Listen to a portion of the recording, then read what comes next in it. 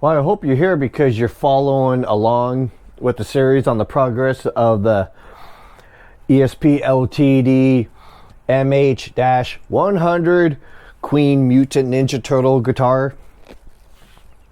So this video is basically on prepping for paint, pretty much for the entire thing. So, and why do we have part of the neck here? Of course, still no fretboard or truss rod yet. That will come later because it'll be easier just to deal with this and then have to worry about getting paint or masking extra stuff just for the fretboard and truss rod and all that other bullshit. So we're going to start with the neck itself. And what I want to do on this one is I want to take care of a few issues. Right where the two different woods on the neck here were jointed together, and because of the old truss rod being it so super tight and super bowed and pretty much adjustable, made a little wear. It almost like it started to want to separate the two. So there is a very thin lip right here, and of course that's where a lot of gunk got caught in. And you can see all the dark line. So luckily it didn't break it, but you can tell it definitely broke the finish. So there's that, and there's some other, you know, like crap here and here on it. Some dark spots. There's like some staining up around here that I just don't like, even around here. So I'm primarily want to take care of this side first. And what I'm going to do with this side is I'm going to just use 1000 grit because I'm just going to put a clear on this, but I want to clean it up. So actually I need to clean it before I sand it. I want to make sure I can get any of this crap off first. So I'm going to use a little bit of a wax and grease remover. So I got some wax and grease remover, not made in Vietnam. It's Viet or Vietech, whatever, not Vietnam. So anyways, so again, I have a whole collection of old socks as rags. That's just me. Oh, a little too much there.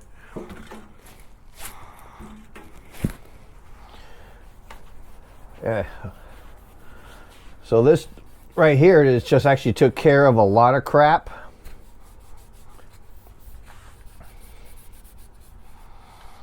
So this way I'm not like trying to sand off something that you can just wipe off. So mostly primarily you want to sand just to give the clear coat something to grab to. But you don't want to go too overboard.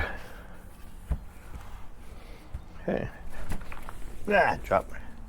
Take the dry part of my rag and just, there you go. All right, that actually cleaned up some of the crap that was already there. I guess I thought that was permanent. So now, I'm just going to right now just take my piece of 1000. I could have done 800, but I think it's all right. Especially when you're doing with a clear coat, you really want to clear over 800 or 800, 1015, anywhere along with that. Don't put any clear coat if you're sanding something that's more aggressive than 800. That's for in the paint range.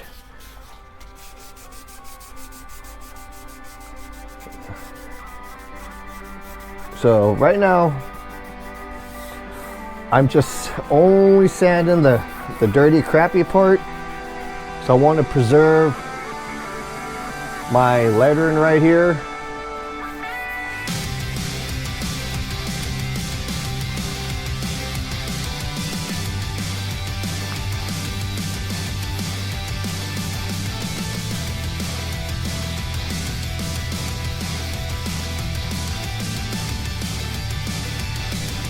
I want to try to clean up a lot of that as possible.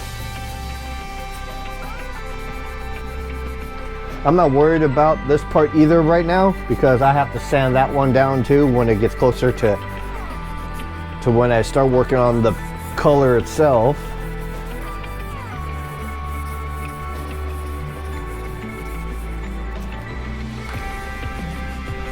Also, the thing is, when dealing with a neck like this without a fretboard and a truss rod, this thing is more weaker. Let's just put it that way. So it could be, you can accidentally break it. So I'm trying to handle this thing as carefully as I can.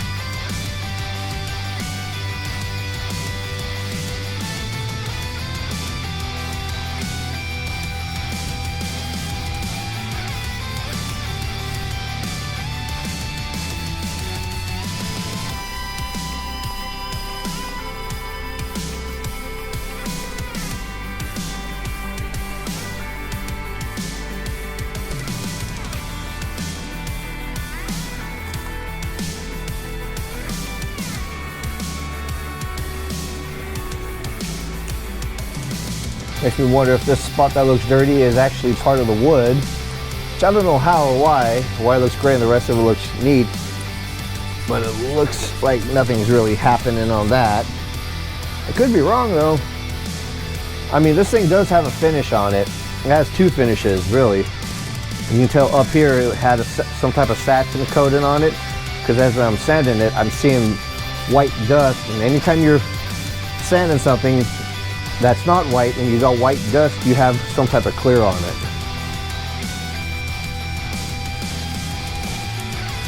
And down here it's a lot more glossy. To me it looks like this could be a semi-gloss on the neck itself. I'm actually going to go for a semi-gloss. I'm going to use a lacquer.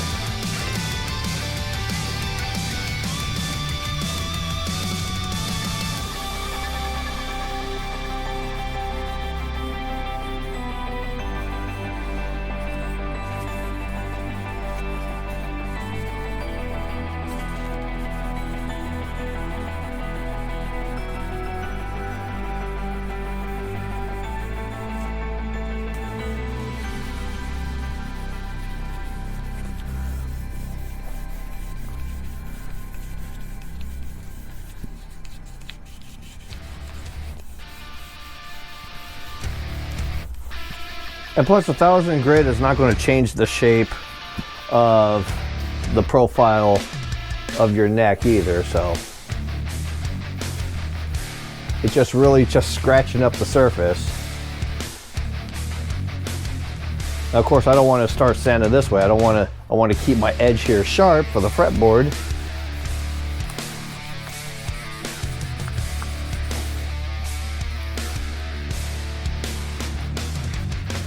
Yeah, see, all this white is freaking clear coat, and I need another piece.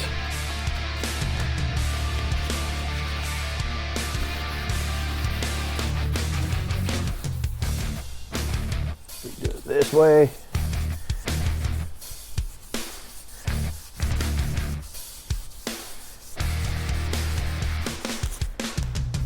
Yeah, it feels a lot more smoother.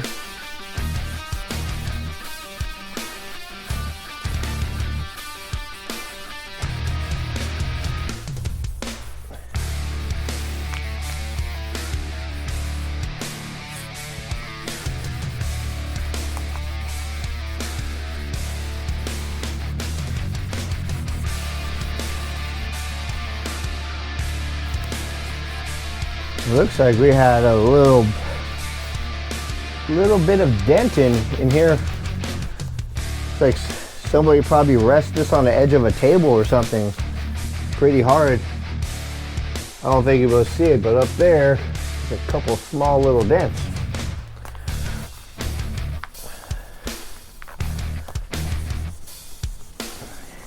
Actually, you know what I can do with that? I can go a little bit aggressive. Use a small little bit of 400 U's and just knock that down.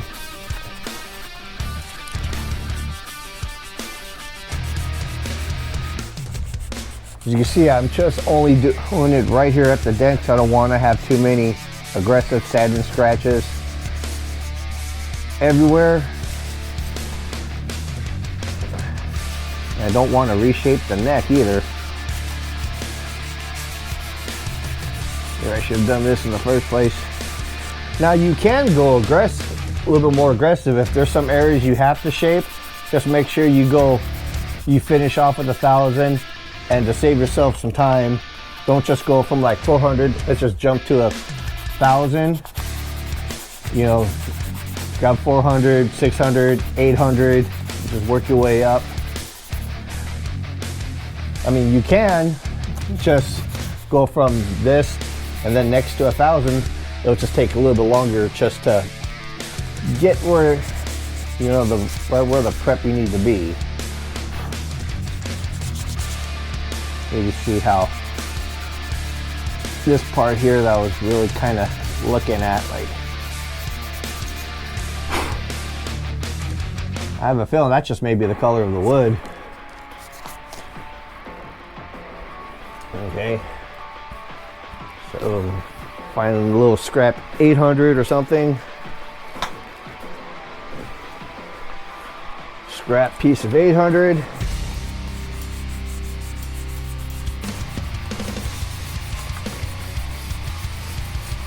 Just primarily to deal with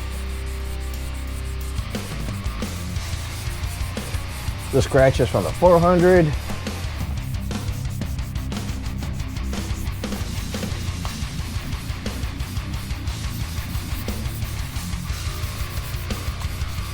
Same thing here.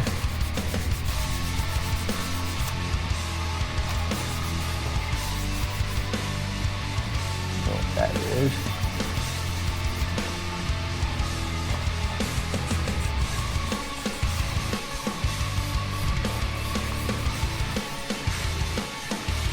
Okay, now I can go back to the 1,000.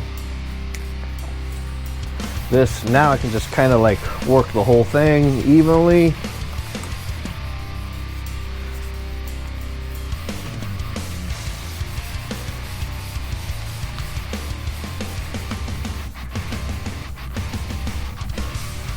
If you're going to do this with the fretboard on there, just make sure you mask it all off.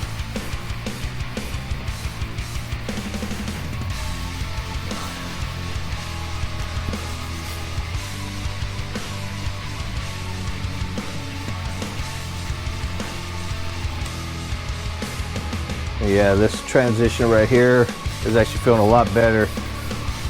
Must have been the finish that made that hard line, because I did feel it. It was like, ugh.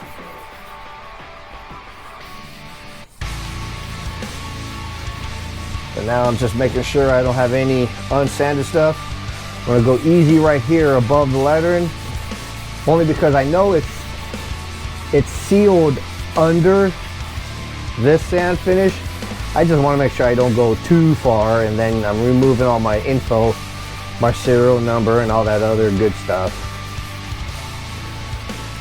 I mean, if this wasn't here, I probably would have actually painted the neck to match, like I did with the Jackson. But nah, this one I'm just going to keep like this.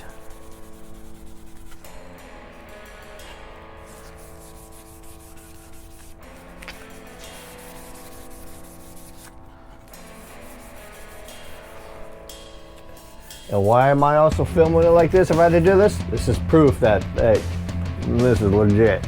This is not, I'm not using a fake part and put a different name on it. Provenance, really. A video certificate of authenticity.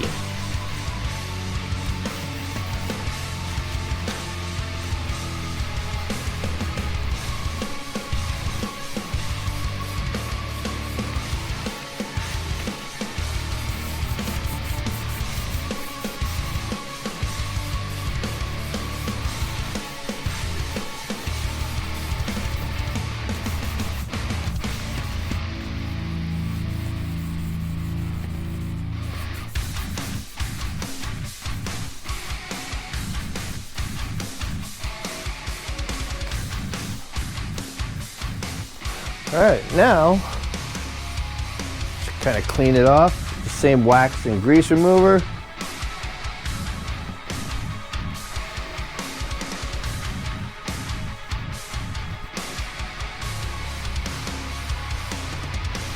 And plus, I'm not worried about masking this off yet. I still have to actually clean a lot of that off before we put the fretboard on. But I'll deal with that after this part is kind of done. Because if I went ahead and cleaned it off now, I'd probably be at some point have to clean it off again later. I'll just make sure I don't get too much paint on it. And one way to do that is when I paint it, don't paint this side yet.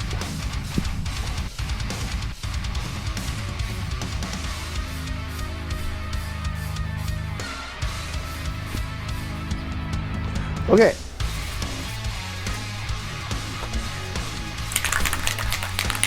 Shaking my lacquer. Turn on my fan.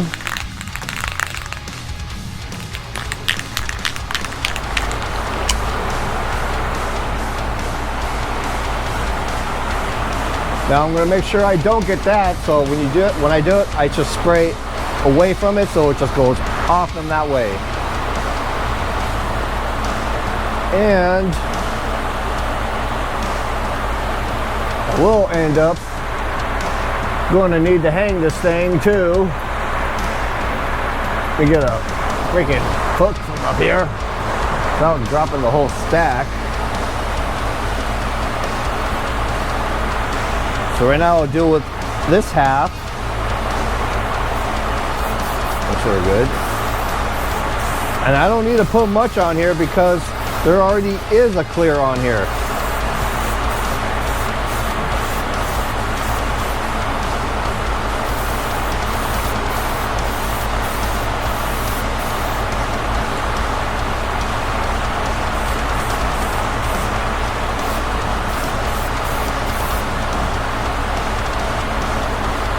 Now,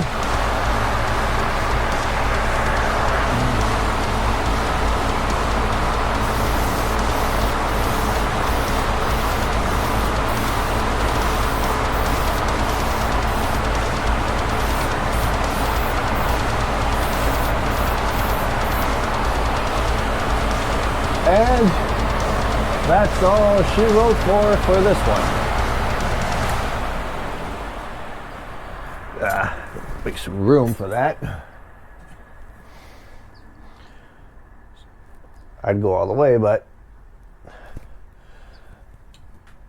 okay. So I'm gonna let this thing hang here and set up to dry. Good thing lacquer dries very quick, at least before you can handle it. Then we can deal with prepping this thing for paint. And the same thing with the headstock on that. So I'm gonna just go ahead and let this one set up for a minute so I can move it safely, and we'll get right back and we'll get this one started. Okay, now time to deal with the body. I'm gonna start off with the big guns. I have a piece of 320 in it, and the reason why I need that is for where we plugged for the shallow bridge to plane that down smooth.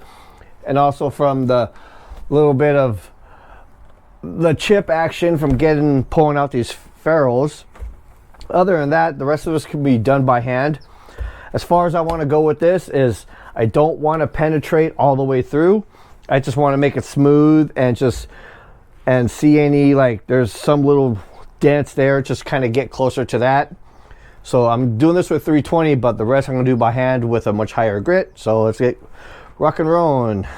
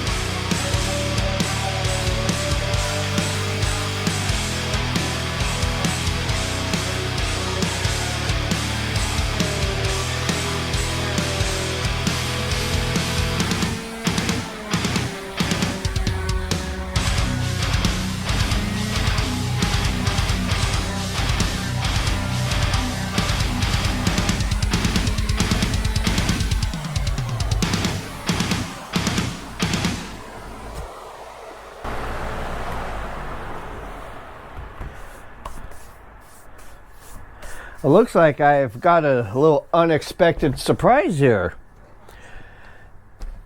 And it's kind of like, almost like paint archaeology. So it looks like what they did at the factory was they went ahead and did the whole finish, you know, with the whole maple top. Then they sealed it. Then they went back and then they darkened up the edges in the back, because it didn't take much to expose this. But I'm still in the clear, so they put that on top of a clear and did that. So that's going to be kind of like very unexpected. So even though I still planned on having the whole fade here, I'm probably going to have to almost like match it up. So I'm going to have a little bit more sanding to do. So here we go.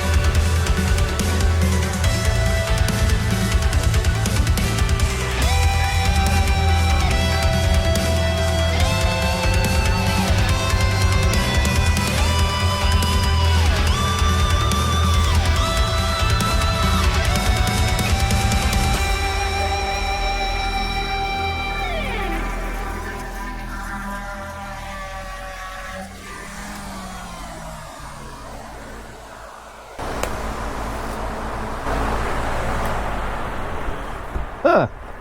Holy crap. Let me just give this a wipe down real quick. Holy. Actually, I think that unexpected plan is a blessing in disguise. Check that out. That's a blessing in disguise here. I like to see more of this wood grain here. Yes, it burned through a little bit on the edges, but I can just find some of my stain that's close to this color just to barely touch it up. I got to do that anyways with this over here. But yeah, as far as the back goes, I just went ahead and just kind of quickly did it. I got to actually go through some other areas, do that by hand. So just use the the same 320 itself. Yeah, I can go through and take this off, but nah, I don't want to.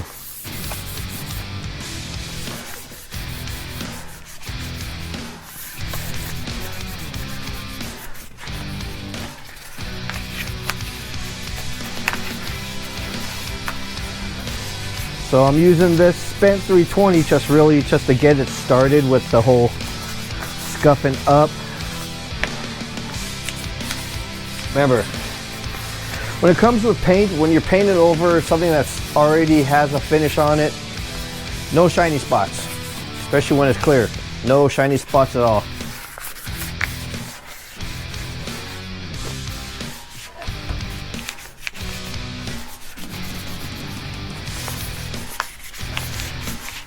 I mean, I planned on enhancing the outer edge anyways. So, yeah, honestly, I think this was a blessing in disguise.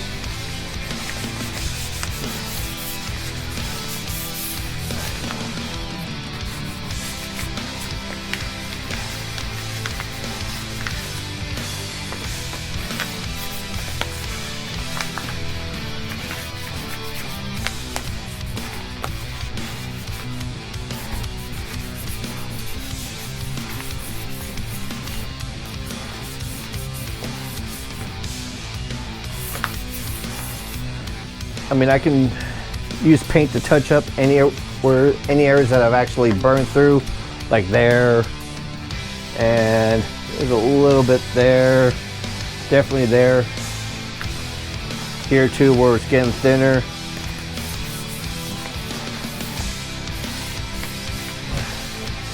In fact, I think I know what I'm going to do when I get to it.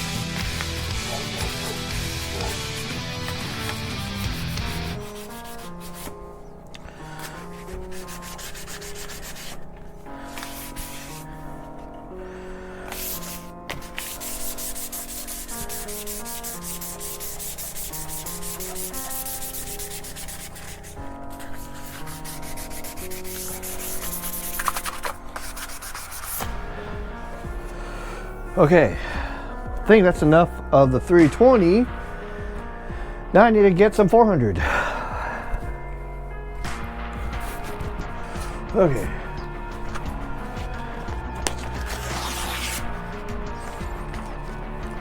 .400 grit. And at this point, I'm just going everything by hand now.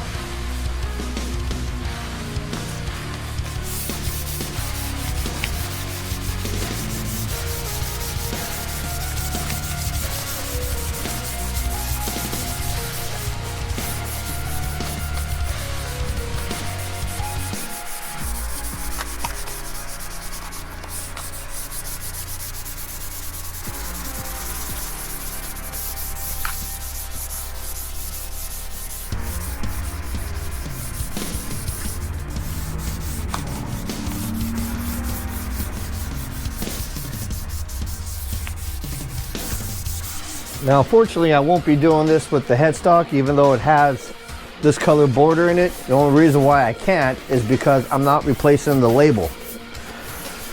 So, fortunately, that's going to kind of have to stay the same, but I can still mask over the label and recolor around it.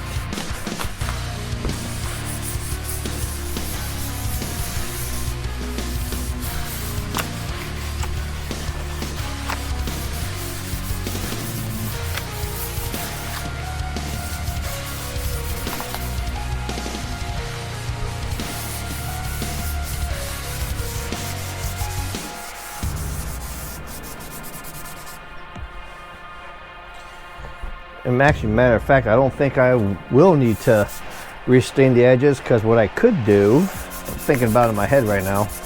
Let me not talk too much about that. We'll wait until we start painting on what I do.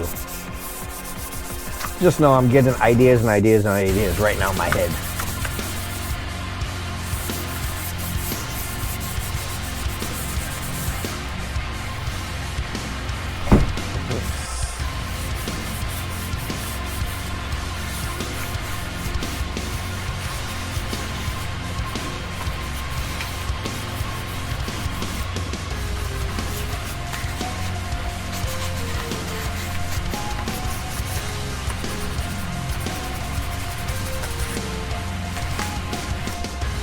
You know, the best, if you want your paint job to look good, most of the work is right here.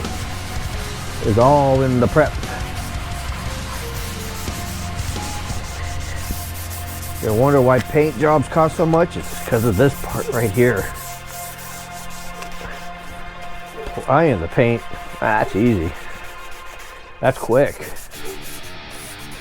But if you want it to look right, you got to do this part. Okay, I think that's good with that. Now I need 800.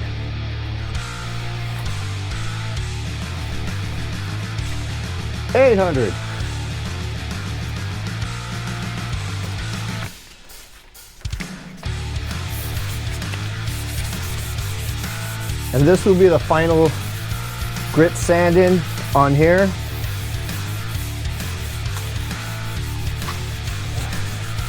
Just because the next is going to have some type of paint, not a clear.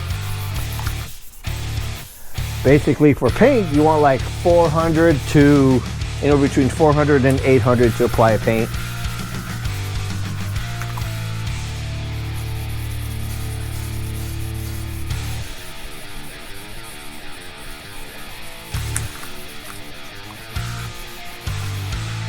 What I also need to do, I forgot, is I gotta get in these suckers. Looking for these suckers, you just need to scratch them up.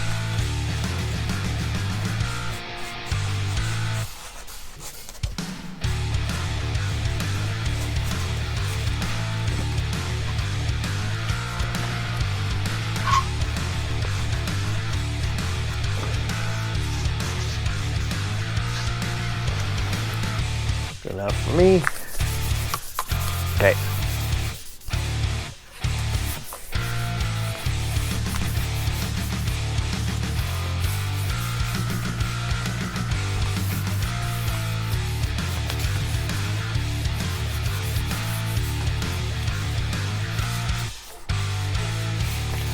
But yeah, I'm surprised that they did this in layers like this.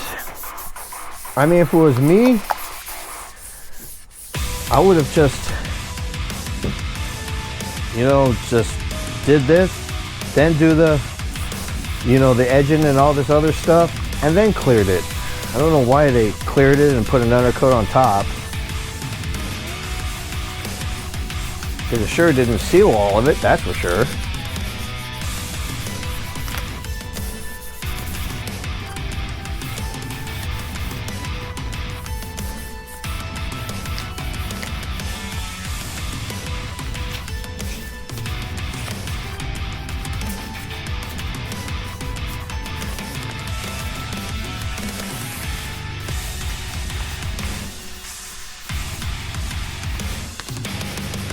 No shiny spots.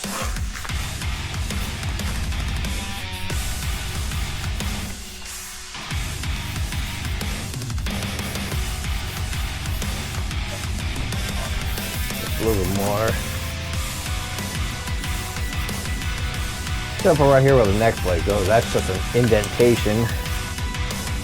Okay, now going to have to blow that out eventually, but for purposes right for now, let's go ahead and do this. So let's take a little wax degrease, clean this off a little bit, just to kind of give an idea on what it looks like if it was clear coated as is. Plus it cleans it up a little bit.